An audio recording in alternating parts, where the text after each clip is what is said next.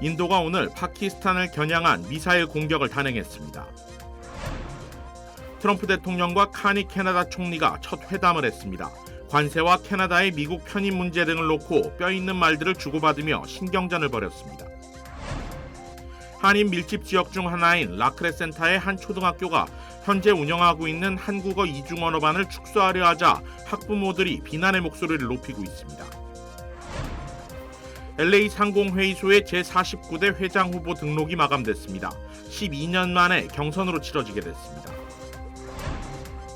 오렌지시에서 한 여성이 운전 중 날아든 여러 발의 총탄에 숨지는 사건이 발생했습니다. 매일 아침 마리아, 샘, 알렉스, 에이미는 단지 비즈니스를 하는 게 아닙니다. 꿈을 만들어가고 있죠. CBB는 각 비즈니스의 이야기를 알고 고객 한 분 한 분께 꼭 맞는 솔루션을 제공합니다. 저희가 만드는 것은 단지 금융거래 관계가 아닙니다. 고객 한 분 한 분과의 파트너십입니다. CBB and me. CBB and me. CBB and me. CBB뱅크, 고객 한 분 한 분을 위한 금융 파트너십을 만듭니다. 메디케어는 매년 건강보험을 5점 만점으로 평가합니다. 2025년 에스티바 헬스는 캘리포니아에서 4점 이상 받은 우수한 건강보험 중 하나입니다. 에스티바 헬스 가입하셔서 많은 혜택을 누리세요. 자세한 내용은 지금 바로 1888-688-8584로 전화주세요.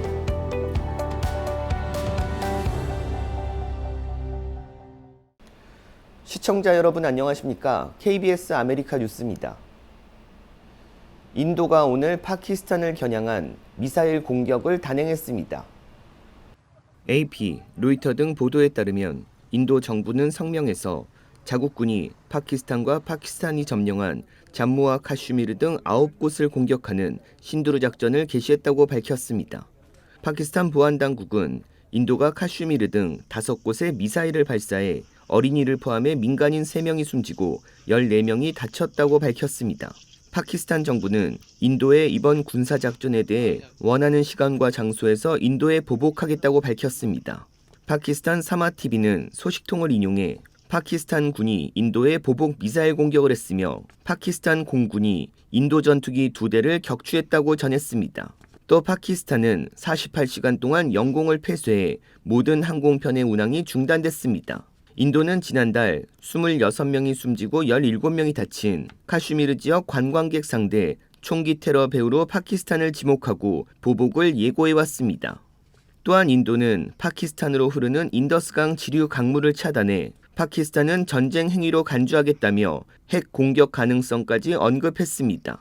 국제사회는 사실상 핵 보유국인 양국 간의 확전 가능성을 우려하고 있습니다. 최근 뉴요크 리버티 국제공항의 항공관제 시스템이 약 90초간 마비되며 수십 대의 항공기와 통실이 두절되는 사태가 발생했는데요. 혼란이 장기화될 것으로 우려되고 있습니다. KBTV 주현우 기자가 보도합니다. 뉴저지 뉴욕 리버티 국제공항을 이용하는 승객들은 오늘도 항공편 지연 및 취소로 인해 공항에 발이 묶이는 등 불편을 겪었습니다. 지난달 28일 발생한 통신 및 레이더 시스템 장애로 인해 항공 관제사들이 약 90초간 수십 대의 항공기와의 소통을 완전히 잃는 사태가 벌어진 것에 더해 지난주부터 계속되고 있는 악천후까지 겹치면서 상황은 더 악화됐습니다. 공항 내부 인력난에 활주로 공사까지 겹치면서 항공편이 줄줄이 지연 및 취소되는 등 그야말로 대혼란입니다. 현재 뉴저지 뉴욕으로 도착하는 항공편은 평균 161분 지연되고 있으며 최대 5시간까지 지연되는 항공편도 있었습니다. 항공정보 제공 사이트 플라이트 어웨어에 따르면 오늘 오전 11시 30분 기준 뉴욕으로 가는 항공편 총 177편이 지연됐고 100편이 결항됐습니다. 스콧 커비 유나이티드 에어라인 CEO는 지난 3일 뉴욕 공항에서 항공기 지연 사태가 지속됨에 따라 뉴욕에서 오가는 항공편 35개 왕복 노선 일정에서 제외하겠다고 밝혔습니다. 이와 관련해 필머피 뉴저지 주지사는 션 더피 교통부 장관에게 서한을 통해 뉴욕 뉴저지 지역의 항공기술과 시설 개선을 요청하는 한편 연방항공청 관제사 인력 충원에 나서줄 것을 촉구했습니다. 척슈머 상원 원내대표 역시 이번 사태에 대한 철저한 조사를 촉구하며 연방항공청의 구조적 문제를 지적했습니다. 이번 뉴요크 공항의 혼란은 단순한 일시적 문제가 아닌 미국 항공 시스템 전반의 구조적 문제를 드러난 사례로 평가되고 있습니다. 여행객들은 향후 항공편 이용 시 이러한 상황을 고려하여 계획을 세우는 것이 필요해 보입니다. 트럼프 대통령과 카니 캐나다 총리가 회담을 가졌는데요. 뼈 있는 말들을 주고받으며 신경전을 벌였습니다. 김경수 기자가 보도합니다. 트럼프 미국 대통령과 마크 카니 캐나다 총리의 첫 만남은 일단 농담과 웃음으로 시작됐습니다.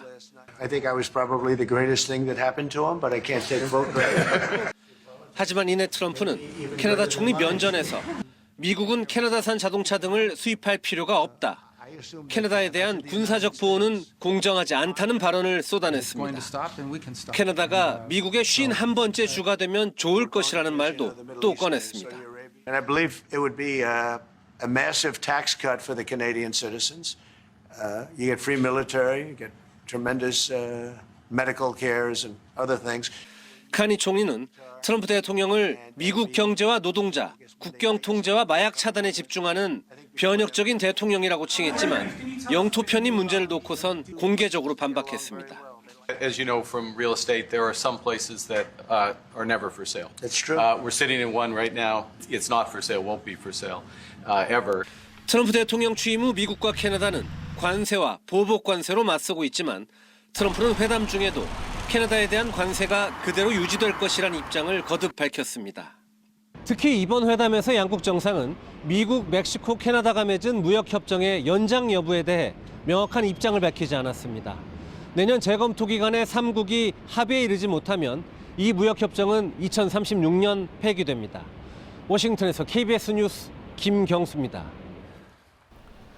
한인 밀집 지역 중 하나인 라크랄 센터의 한 초등학교가 현재 운영하고 있는 한국어 이중언어반을 축소하려 하자 학부모들이 비난의 목소리를 높이고 있습니다. 윤범수 기자가 취재했습니다. 어제 저녁 라크레센타 몬테비스타 초등학교에서 열린 공개 포럼. 학교 측이 이중언어반인 DLI 프로그램에 대한 개요를 설명하자 곧바로 학부모들의 항의가 시작됐습니다. I'm sorry, Dr. Nancy Hong. We all know this. Can we expedite this? Why we are here today? Sure, yes. I really appreciate that. 강당을 가득 메운 참석자 중에는 한인 학부모들은 물론 이중언어반 자녀를 둔 미국인 부모들, 그리고 선생님들도 있었습니다. 현재 2명이 가르치는 이중언어반 선생님을 1명으로 줄인다는 계획에 모두가 비현실적이라며 목소리를 높였습니다. That's what I'm hearing. So you're going to just let them figure it out and let them work it. I don't think that's fair. However, I will be there to support them. I will reach out to the district for whatever support they need. So I have told them that we're in this together. I'm here to support them. As an educator, I feel that it's impossible for one teacher to plan all the curriculum for 2 grades and two grades.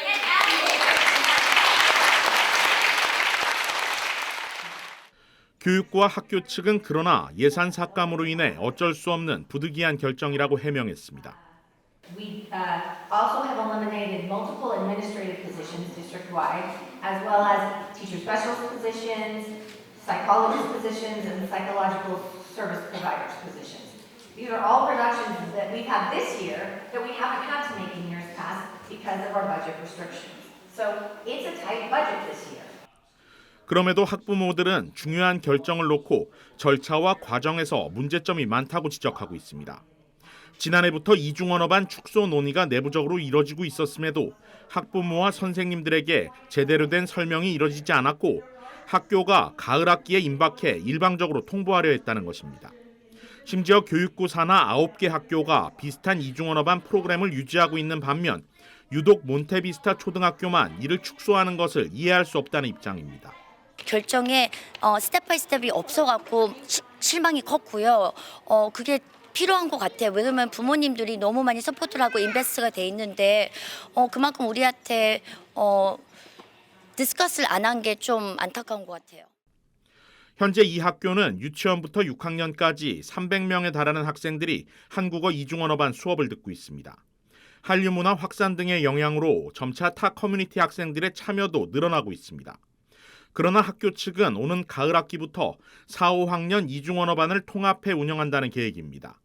이렇게 되면 현재 학년별로 두 반에 24명씩 2명의 선생님이 가르치고 있는 4, 5학년 반은 한 명의 선생님 지도하에 각 15명씩 모두 30명으로 구성된 통합학급으로 재편됩니다. 학년별로 교과 과정이 다른 학생들이 한 반에 묶일 경우 심각한 교육의 질 저하가 우려된다는 것이 학부모와 선생님들의 입장입니다. 한 선생님께서 그걸 다 하셔야 되기 때문에 따지자면 한 선생님께서 겨우 20과목 정도를 가르치게 되시는 거예요. 그럼 선생님들도 너무나도 큰 부담이 될 수밖에 없고 그건 그 퀄리티, 그 교육의 질을 떨어뜨릴 수밖에 없게 되는 거고 그건 고스란히 아이들에게 전가가 된다라고 생각이 듭니다. 현재 학부모들은 검증되지 않고 불공정한 구조조정 시행을 즉각 중단하고 성공적으로 운영되고 있는 한국어 이중언어 프로그램을 보호하기 위해 글렌데일 교육부가 협력할 것을 강력히 촉구하고 있습니다. 또 오늘 저녁 예정된 교육위원회 회의에도 참석하는 등 지속적으로 항의와 철회를 요구한다는 방침입니다. KBS 뉴스 윤범수입니다. 오늘 LA 한인상공회의소 49대 회장 후보 등록이 마감됐습니다. 경선이 12년 만에 현실화되면서 두 후보의 경쟁이 시작됐습니다. 이우수 기자가 취재했습니다. 오늘 정오 49대 회장 후보 등록이 마감됐습니다. 올해 선거에는 정상봉 이사와 김진아 이사가 나란히 입후보 등록을 완료해 12년 만에 경선이 확정됐습니다. LA 한인상공회의소 선거관리위원회는 선거 세칙에 따라 기호 추첨을 진행했는데 정상봉 후보는 1번, 김진아 후보는 2번을 각각 배정받았습니다. 기호 추첨을 마친 양 후보는 각자 자신이 가진 목표를 전하며 지지를 호소했습니다. 기호 1번 정상봉 후보는 운영체계 확립, 이사진 네트워크 강화, 정책 개선, 차세대 상공인 지원 활동, 한국과 LA 시정부 간의 협력 강화, 모국 훈장 추진 운동. 기호 2번 김진아 후보는 사무처 내 유튜브 스튜디오 개설, 차세대 상공인 육성, 여성 상공인 지원 등을 주요 공약으로 내세웠습니다. 이사님이 주인인 상공회의소를 만들고 이사님의 이익을 최대한 대변하는 회장이 되도록 하겠습니다. 세상의 변화와 또 도전과 나눔 그리고 차세대 육성 그리고 여성들의 네트워크를 강화시키는 일에 힘쓰겠습니다. 후보들의 공약 발표 이후에는 질의응답 시간이 이어졌습니다. 두 후보에게는 타단체 활동 사항과 사임 여부에 대한 사실 확인이 요청됐는데 답변은 뜻밖에도 두 후보가 아닌 선관위로부터 나왔습니다. 저희가 조사도 이렇게 해봤는데 뭐 경고 사항까지 갈 정도는 아니기 때문에. 그러나 일부 이사진들은 선관위가 나서 두 후보를 대변하는 형식은 적절하지 못했다는 입장을 내놨습니다. 관련 문제가 발견됐다면 적법한 조치가 있어야 하는데 선관위가 나서 이를 먼저 용인하는 것은 적절하지 않다는 겁니다. 12년 만에 치러지는 경선은 오는 20일 저녁 7시 옥스퍼드 팔레스 호텔에서 개최되는 정기 이사회에서 치러집니다. 이사 130명이 투표권을 보유하고 있는데 20일 오후 5시까지 우편 또는 인편으로 부재자 투표 참여가 가능한 터라 투표 참여율은 높을 것으로 전망됩니다. 같이 개봉해서 투표함에 대해서 완전한 비밀 투표를 하게 돼 있고요. 혹시 동수가 나오면은 참석하신 분들에만 재투표를 하게 돼 있습니다. 한인 커뮤니티 경제 분야를 대변하는 LA 한인상공회의소 회장직을 두고 12년 만에 경선이 치러집니다. 11년 동안 이어지던 단독 입후보 출마 구도에서 두 후보의 경쟁 구도로 전향되면서 앞으로의 결과에도 관심이 집중될 전망입니다. KBS 뉴스 이우수입니다. 오렌지시에서 한 여성이 운전 중 날아든 여러 발의 총탄에 맞아 숨지는 사건이 발생했습니다. 오렌지 경찰국에 따르면 오늘 새벽 12시 30분쯤 여성 한 명이 혼다 SUV 차량을 몰고 하일랜드 스트리트 남쪽 방면으로 달리던 중 정체불명의 남성이 여성의 차량을 향해 여러 발의 총격을 가한 후 도주했습니다. 총상을 입은 여성은 현장에서 숨졌고 차량 조수석에 타고 있던 다른 여성은 부상을 입지 않았습니다. 도주한 용의자의 행방은 현재도 확인되지 않은 가운데 경찰은 용의자의 신원 확보에 주력하고 있습니다. LA 카운티가 어제 A형 간염 지역사회 확산을 공식 선언했습니다. LA 카운티 공중보건국에 따르면 지난해 A형 감염 바이러스 확진자는 165명으로 그 전년 대비 3배 증가했고 최소 7명이 숨졌습니다. 올해 첫 3개월 동안 보고된 29건 역시 전년도 같은 기간보다 2배 많은 수치로 기존에는 노숙자와 약물 사용자가 주요 감염군이었지만 최근엔 일반 주민 감염 사례가 늘고 있어 보건당국이 우려하고 있습니다. A형 간염은 오염된 음식이나 물, 환자와의 접촉을 통해 전염되는데 증상은 발열, 황달, 피로, 복통, 메스꺼움 등입니다. 보건당국은 감염자 대부분이 성인으로 어린 시절 백신을 맞지 않았거나 감염 경험이 없는 경우라며 백신 접종을 강력히 권장했습니다. 또한 손 씻기 등 개인 위생도 감염 예방에 중요하다고 권고했습니다. 질병통제예방센터는 실제 감염자가 더 많을 것으로 추정된다며 A형 간염이 의심되면 즉각 검사를 받을 것을 권고했습니다. 새 교황을 선출하는 추기경단의 비밀투표 콘클라베가 오늘부터 시작됩니다. 이화진 기자가 보도합니다. 특별미사와 비밀서약이 진행되고 오후에 첫 투표가 진행됩니다. 과거 콘클라베를 보면 첫 투표에서 새 교황이 선출되진 않았는데요. 그렇게 되면 내일과 모레 이틀은 오전과 오후 각각 2차례씩 하루 4번 투표가 실시됩니다. 이때까지도 새로운 교황이 뽑히지 않으면 나흘째는 대화의 시간을 가지면서 투표를 하루 쉽니다. 교황 투표권자이자 동시에 후보인 133명의 추기경은 외부와 철저히 차단된 채 3분의 2 이상, 그러니까 89명 이상의 지지를 얻는 후보가 나올 때까지 이렇게 계속 투표를 반복합니다. 다만 최근 100년간 치러진 콘클라베에서는 모두 사흘 안에 결과가 나왔습니다. 교회의 분열과 전쟁 등 국제사회의 위기를 우려하면서 교회와 세상의 가교 역할을 할 수 있는 능력을 우선으로 꼽았습니다. 현실 속에서 살아가는 사람들과 가까운 목자가 돼야 된다는 건데요. 공감과 소통 능력을 뜻하는 것으로 보입니다. 이번 콘클라베에 참여하는 추기경단 133명의 80%를 프란치스코 교황이 임명했고 비유럽 출신이 더 많은 점을 들어서 가톨릭 내 진보 대 보수 혹은 유럽 대 비유럽의 경쟁 구도가 될 수 있다는 관측도 있습니다. 첫 결과는 한국 시각 오늘 밤 진행될 투표 이후에 굴뚝의 피오를 연기색을 통해 알 수 있을 겁니다. 지금까지 바티칸에서 KBS 뉴스 이화진입니다. 미국의 지난 3월 무역 적자가 사상 최고 수준을 기록했습니다.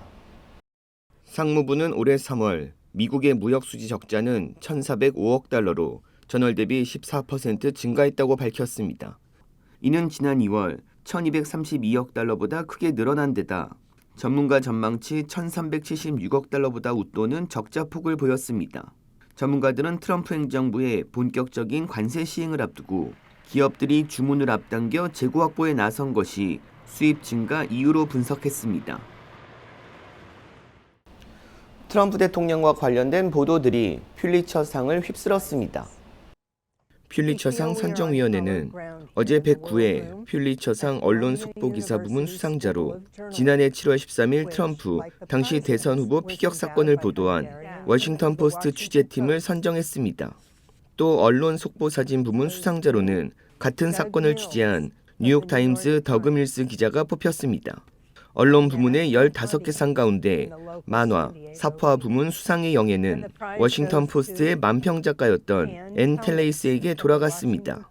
텔레이스는 사주인 제프 베이조스 아마존 창업자를 비롯한 빅테크 거물들이 트럼프 대통령에게 돈다발을 바치는 내용의 풍자 만평의 게재를 거부당하자 워싱턴 포스트를 떠났습니다. 미 언론인 조지프 플리처의 이름을 따 1917년 탄생한 퓰리처상은 매년 언론 분야와 예술 분야에서 부문별 수상자를 선정합니다.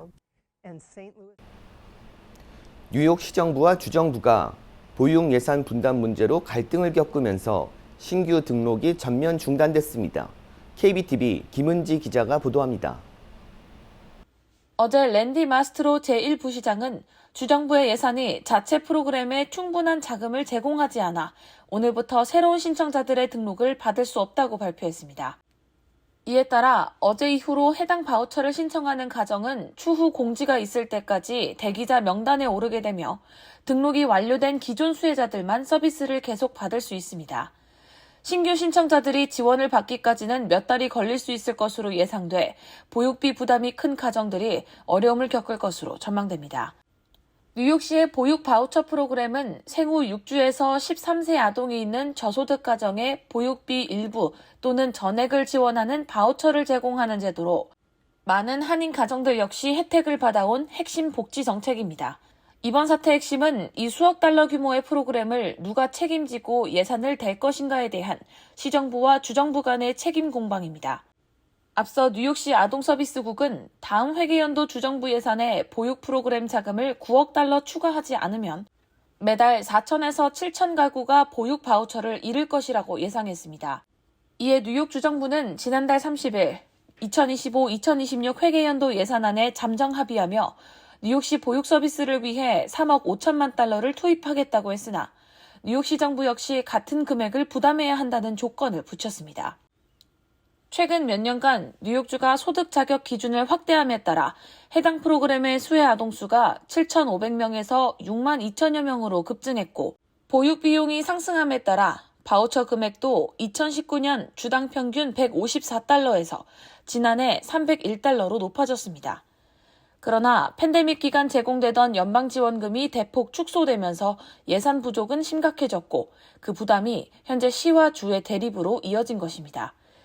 뉴욕시 정부는 주정부가 프로그램 확대를 주도해놓고 재정 책임은 떠넘기고 있다고 비판하고 있으며 주정부는 시정부도 함께 부담해야 한다며 반박하고 있습니다. 뉴욕시와 주정부가 정책 방향에는 공감하면서도 예산 책임에 대한 명확한 합의 없이 수혜자들만 피해를 입고 있는 상황입니다. KBTV 뉴스 김은지입니다.